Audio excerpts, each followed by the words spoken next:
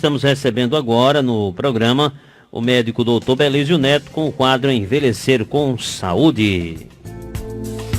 Lembrando para você que, para você ouvinte, que você pode participar do nosso programa mandando sua pergunta para Dr. Belísio pelo 3421-2270, você faz sua pergunta ao vivo, né? Pelo 3421-2270, você faz sua pergunta ao vivo, conversa diretamente com o Dr. Belísio. E pelo WhatsApp, aqui da Rural, o 98763-4808, 98763-4808. E a gente vai abrir o quadro Envelhecer com Saúde, falando com o Dr. Belísio sobre diarreia e a relação com esse mosqueiro que tem dentro de Caicó hoje, que é Ave Maria, pelo amor de Deus. É mosca que só falta não se acabar mais. Dr. Belísio, boa tarde. Boa tarde, Sidney. Boa tarde, Zé Virgínio, Alexandre, ouvintes, internautas. Uma satisfação mais uma vez participar do seu programa. E a diarreia é uma doença sazonal que com as chuvas, no início do ano a gente sempre tem quadros aumentados de diarreias, principalmente as diarreias virais, né, Sidney? E você me perguntou o que é que ela tem a ver com as moscas, né? A gente sabe que as doenças virais causadas por vírus, elas se proliferam mais agora nesse período de inverno, haja vista que o vírus, ele se prolifera em ambiente quente e úmido. Então, com essas chuvas, o ambiente fica úmido e as doenças virais tendem a aumentar. É gripe, resfriado, pneumonia, crise de rinite, dengue, zika, chikungunya e as doenças virais gastrointestinais representadas principalmente pela diarreia. As moscas, elas têm, são insetos que transmitem, pousa aqui, pousa acolá e vai levando vírus de diversas naturezas para diversos ambientes. As pessoas tendem a entrar em contato, seja via oral, se alimentar de alguma coisa que a mosca pousou direto ou indiretamente ali, ou aperto de mão e vai contaminando. E nesse sentido, como aumenta a quantidade de mosca, logicamente a contaminação das estruturas inanimadas, das estruturas físicas e dos próprios seres humanos aumenta também. Então a relação é que o vírus é transmitido através das moscas e esse vírus da diarreia, ele está em maior número, em maior quantidade agora no período do inverno e consequentemente as pessoas vão serem contaminadas e vão desenvolver o quadro da diarreia nessa época. Que cuidados, por exemplo, a pessoa que está em casa, o idoso, né? Que muitas vezes ou mora só ou mora com alguém mais jovem, neto, filho, sobrinho que seja, mas aí está trabalhando o dia inteiro e fica o idoso em casa, o casal de idosos em casa, que ainda tem 60 anos, 50 anos, que ainda tem 70 anos, mobilidade em casa, né? Que cuidados ela tem que ter com essas moscas, doutor Belísio? Para exatamente evitar de ter a diarreia, né? Isso, então alguns cuidados são... E até outras coisas, porque... Mosca tá doença da gripe, resfriado, né? Então ela vai aumentar o risco da pessoa se contaminar com qualquer outra coisa. Então são cuidados até lato sensu, as pessoas comumente sabem de usar inseticida, você pode utilizar, você pode proteger as comidas, você pode, uma coisa muito útil nesse período agora é lavar mais as mãos ou usar álcool gel. Você pode até não estar evitando as moscas, mas você está evitando a proliferação de bactérias, a proliferação de vírus. Então, colocar um álcool gel, proteger os alimentos para as moscas não pousarem, se é o idoso, o acamado, ele ter cuidado para não ter tanto contato, principalmente com a parte que vai via oral, na contaminação. Então, evitar que a mosca pouse ou que mesmo ela pousando a gente não adquira aquele vírus. Como eu falei, lavar as mãos, lavar bem os alimentos, colocar álcool gel, sempre estar limpando as mãos faz muita diferença nesse período agora. E tem o cuidado que tem que ter depois que adquire a diarreia, né? Porque inevitavelmente a gente vai ter vai contrair, um idoso vai se contrair mais diarreia nesse período. Então, ter cuidado na hidratação, principalmente, e nos sintomas prodrômicos. O que são isso? Toda infecção, quando ela vai se manifestar, Sidney, ela aparece sintomas prévios, né? Você vai ter uma gripe, você começa a murrinhar, você não já aparece a gripe tossindo e espirrando. Você aparece ali uma murrinha, você fica com mais fadiga, o apetite diminui, isso a gente chama de sintomas prodrômicos, né? Eles aparecem antes mesmo da doença acontecer. No idoso, esses sintomas prodrômicos, eles podem ser mais intensos. O idoso ele pode delirar antes mesmo de aparecer o quadro da diarreia, ele pode cair, ele pode perder abruptamente o apetite, ele pode baixar a pressão, ele ter... Então, os sintomas prodrômicos, que no adulto jovem eles são mais leves, mas a pessoa já percebe que está meio adoentado, no idoso ele pode aparecer mais intensamente, antes mesmo de aparecer a diarreia. Então, o cuidado é redobrado. Apareceu sintoma prodrômico, que sintomas são esses? Aqueles sintomas que a gente tem antes de um quadro, principalmente viral, antes de um quadro infeccioso. Febre, mal-estar, astenia, fraqueza, perda de apetite. No idoso ele pode aparecer alguns outros. Ele pode delirar, ele pode cair, ele pode vomitar muito mais intensamente do que um adulto jovem, e ele pode desidratar mesmo antes da diarreia aparecer. E o idoso desidratando, ele tem um risco de morrer muito alto. Ele já é um desidratado crônico, ele pode ir a óbito. Como é que o idoso deve proceder aí para tentar, não sei se amenizar a situação da diarreia antes de ir ao médico, né, doutor Belício? Que providências ele tem que tomar ali? De maneira prática, Sidney, o que todo cuidador de idoso, ou que todo idoso deve ter em mente, é que ele é um desidratado crônico. E a diarreia, ela desidrata. Você vai perdendo líquido, não só água, mas você vai perdendo eletrólito, sódio, potássio e outras substâncias. De forma muito rápida, né? De forma muito rápida, e que pode até aparecer associada a outro sintoma que piore o quadro de desidratação. Por exemplo, se o paciente vomitar e tiver diarreia, é mais outra via que ele vai perdendo líquido. Então, a orientação básica, hidratar. Água, suco, soro de reidratação oral. Aquele soro caseiro, doutor, que chama, aquilo é eficaz? É eficaz, é extremamente eficaz, porque ele tem essas substâncias que eu falei. Ele tem sódio, tem potássio, tem açúcar. Então, as pessoas, quando perdem muito líquido, perdem também essas substâncias. O soro de reidratação oral, o soro caseiro, ele repõe.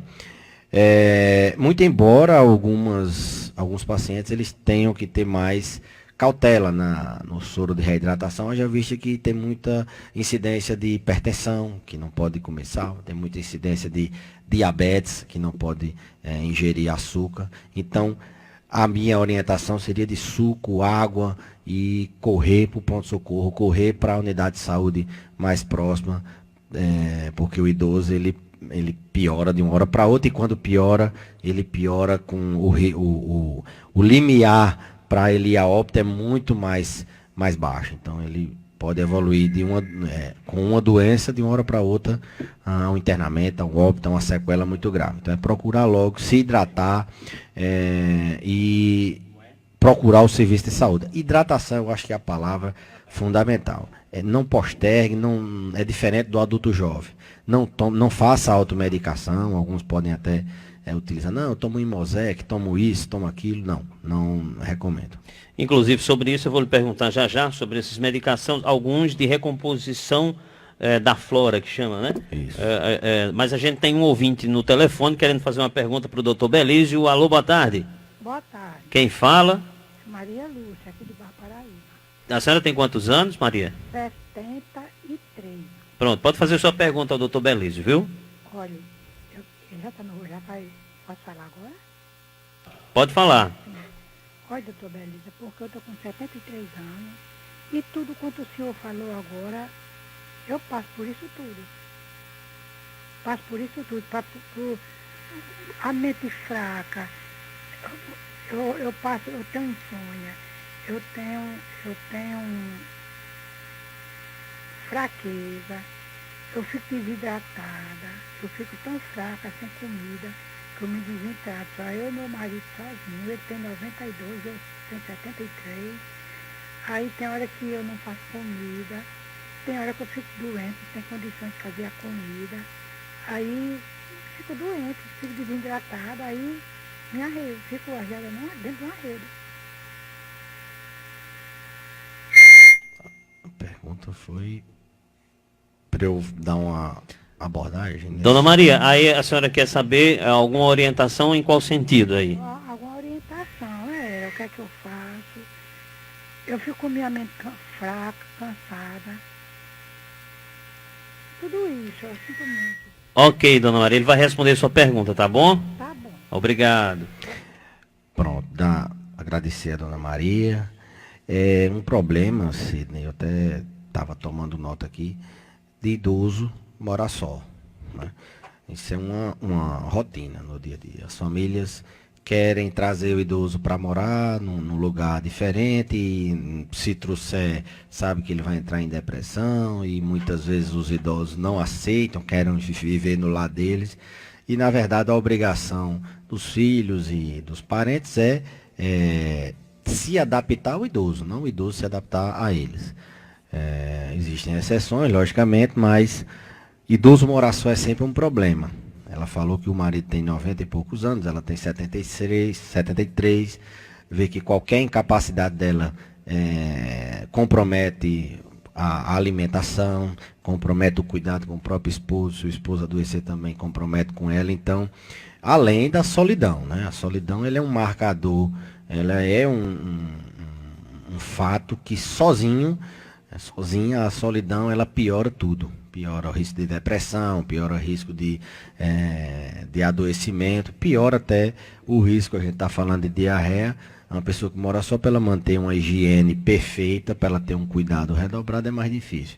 E um idoso, ele tem uma linha de pensamento diferente das novas gerações. Então a gente tem que se adaptar a eles, tem que procurar viver perto deles e cuidar deles. Essa talvez não tenha sido nem a pergunta, mas eu fiz a explanação. Ela falou que tem uma mente fraca, tem insônia.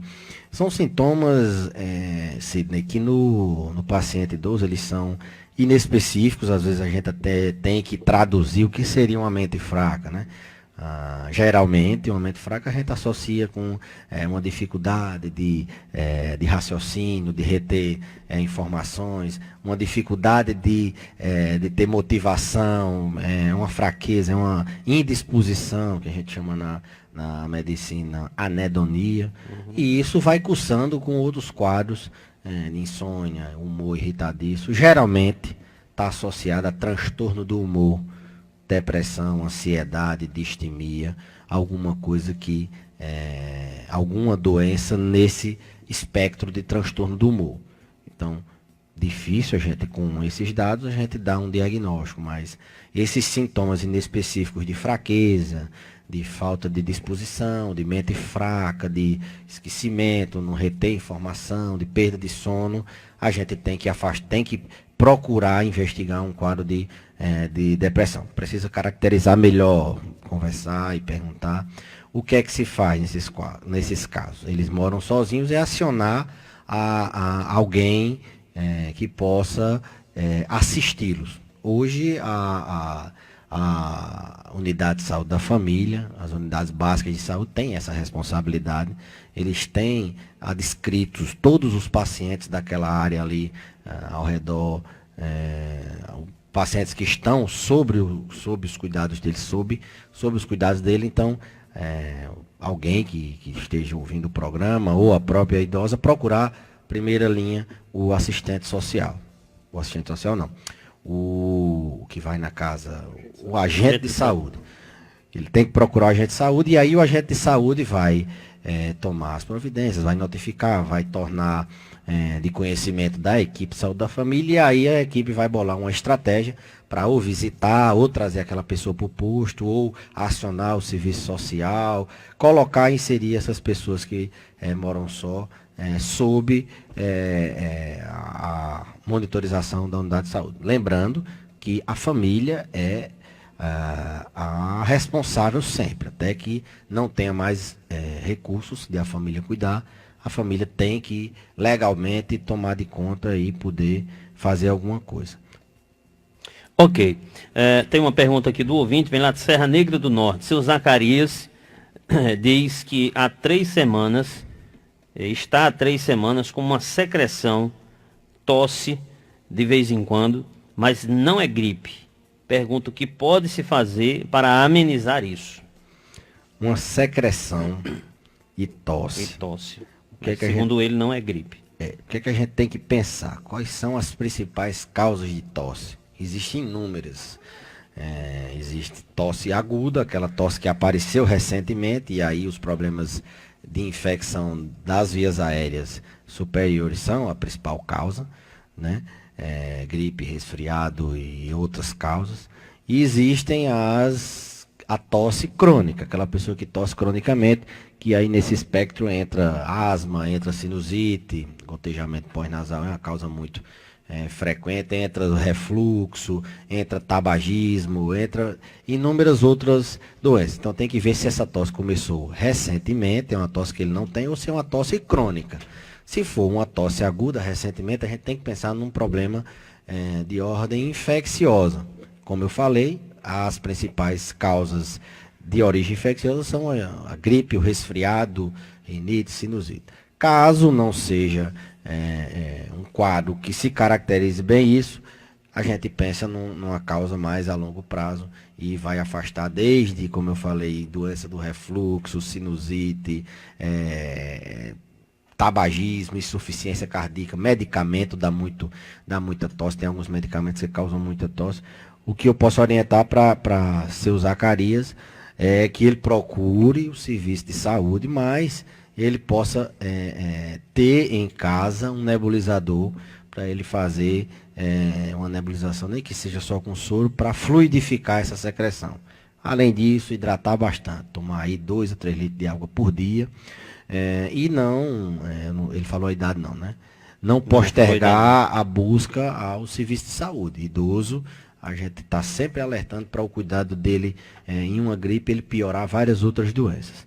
O que ele tem que fazer é beber bastante água, o que ele tem que fazer é buscar a causa dessa tosse, se tiver um nebulizador para fluidificar o muco, mas fundamentalmente a gente não tem como sair de procurar assistência médica. Precisa examinar, auscultar ele, caracterizar melhor esses sintomas, se começou agora, se começou há algum tempo, se está associado com alguma coisa, se ele começou a tomar remédio recentemente, se ele não está com sintomas de alguma doença como asma, por exemplo, como efizema, se ele fuma, se ele não fuma, teria que ter uma conversa mais detalhada. Então a minha orientação é que ele vá à unidade de saúde, ele procure o serviço médico.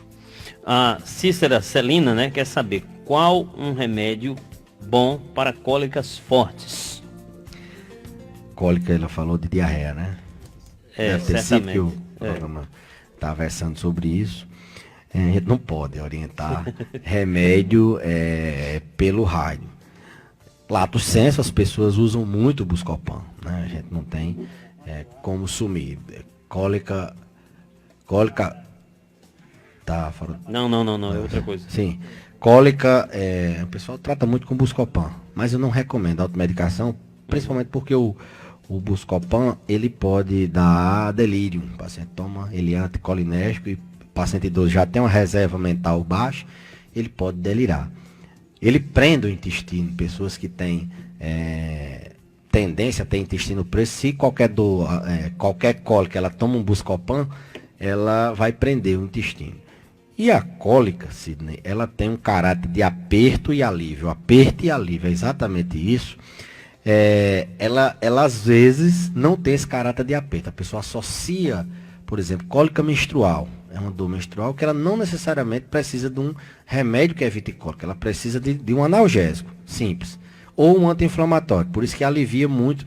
E a pessoa associa muito cólica com antiespasmódico, com Buscopan. Então tem que ver se realmente essa dor aperta e solta. Na diarreia é muito comum. A característica da diarreia, exatamente da cólica da diarreia, é você aperta e a dor vai apertando e vai. Aí um antiespasmódico, às vezes, a gente pode lançar a mão, com muita cautela, porque o Buscopan ele tem efeito adverso. Ele é uma medicação que, se for numa dose acima do normal, ou se o paciente tomar outros medicamentos, tiver outras doenças, ele pode gerar delírio, ele pode prender o intestino, ele pode fazer mal. Não recomendo automedicação para ninguém. Dá para fazer ainda pergunta pelo WhatsApp da Rural, aqui no 8763-4808, ou ainda ligando para cá para o 3421-2270. Faz sua pergunta ao vivo para o doutor Belício. Doutor, eu ia fazer a pergunta para o senhor sobre algumas medicações que tem a história de recompor a flora intestinal, né? Até que ponto uma medicação como essa ajuda numa diarreia? Ou não ajuda? Muito boa pergunta. A medicina hoje, Sidney, ela é baseada em evidência, né?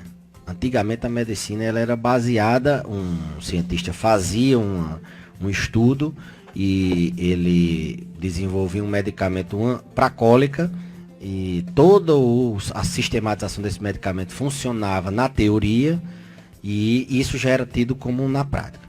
Hoje tem que ter evidência. Realmente tem toda a fisiopatologia, esse remédio ele age aqui, ele é para funcionar assim. E ele é testado. Se ele for testado e a evidência mostrar que esse remédio tem benefício, ou seja, se ele trata diarreia, nesse caso, ele é utilizado. O que é que se tem com os probióticos, os remédios que restabelece a flora intestinal? O mecanismo de ação deles é o seguinte: você tem uma diarreia, teoricamente a gente tem bactérias no intestino que ajudam na digestão. Então, você tem uma diarreia, essas bactérias são eliminadas. Então, teoricamente, você precisaria de bactérias novas para manter a digestão. E esses repositores de flora, eles propõem isso, de você repor a flora, você diminui a diarreia. Só que, como eu falei, na teoria é uma coisa, mas a medicina é baseada em evidência. A evidência na literatura desses medicamentos é muito fraca. Então ele tem toda uma teoria, mas na prática não funciona. Não funciona tão bem como se propaga. Então, talvez não seja só a flora que tenha que ser recomposta. Se você for ver hoje, tem 4, 5 medicamentos que, se a gente for tratar uma diarreia, que na verdade precisa, quando é uma diarreia viral, o que ela precisa mesmo é de líquido. A pessoa precisa mesmo recompor a flora, porque hidrata as alças do intestino e o intestino volta a funcionar normal. Você passa 4, 5 remédios, passa zinco, passa recompositor de flora, passa remédio para dor, você passa isso, passa aquilo. Então, uma diarreia, na verdade, todo esse arsenal, embora o zinco, por exemplo, tenha sido colocado recentemente no tratamento agudo da diarreia, mas fundamentalmente ela precisa de hidratação. Esses repositores de flora, eles podem ajudar? Podem, teoricamente eles funcionam, mas ainda não tem uma sustentação na literatura que, por força de recomendação, a gente tenha que obrigatoriamente para todo paciente tomar. O que o paciente precisa fazer é hidratar. A recomposição de flora, ela é contestável. Tem alguns estudos também que mostram que não serve para muita coisa. Outra coisa que a gente tem que ter em mente é que diarreia viral, doença viral, ela é autolimitada. O que é isso? Ela tem o dia de começar e de parar sem precisar de remédio. É diferente de bacteriana, que a gente tem que tomar um antibiótico para matar a bactéria. O vírus, ele morre, o organismo mata ele ali em 5, 7 dias e ele vai embora. Então, que a gente tem que manter-se vivo nesse período. Manter-se com condições dessa doença aí vir e ir embora. O problema é porque a diarreia ela é muito agressiva, né? Ela, principalmente na pessoa idosa, ela debilita demais, não é, doutor? Pode ser fatal. Pode ser fatal, né? Pode levar o idoso a um estado de incapacidade, né? Ela deixa o paciente sequelado.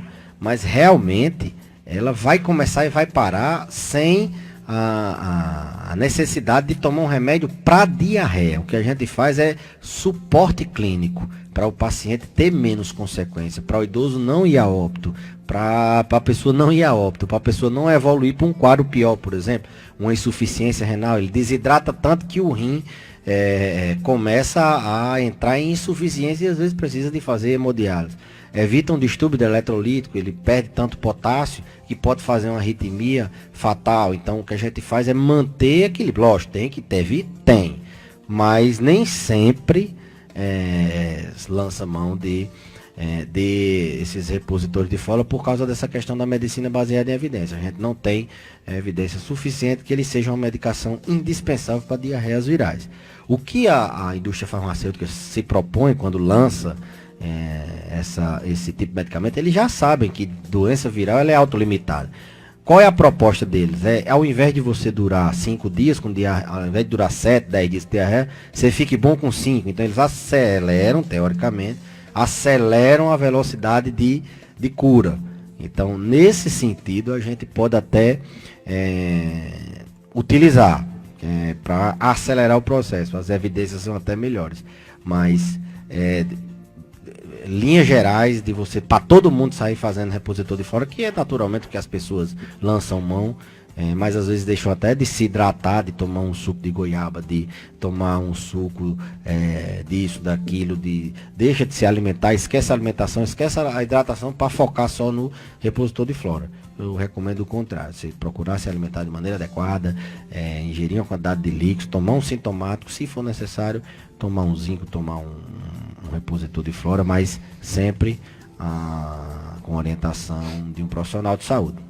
O idoso de 89 anos tem diabetes, porém é controlada. O que ocorre é que ela não gosta de tomar água, mas toma água de coco. Isso prejudica? E a outra, a água de coco verde é bom para diarreia? Excelente pergunta. A água de coco, ela tem um teor de glicose maior do que da água normal. A água normal não tem glicose. Então, para pessoas que têm diabetes, que tomam altas doses de insulina, que qualquer açúcarzinho vai alterar a glicemia desse paciente, a gente não recomenda.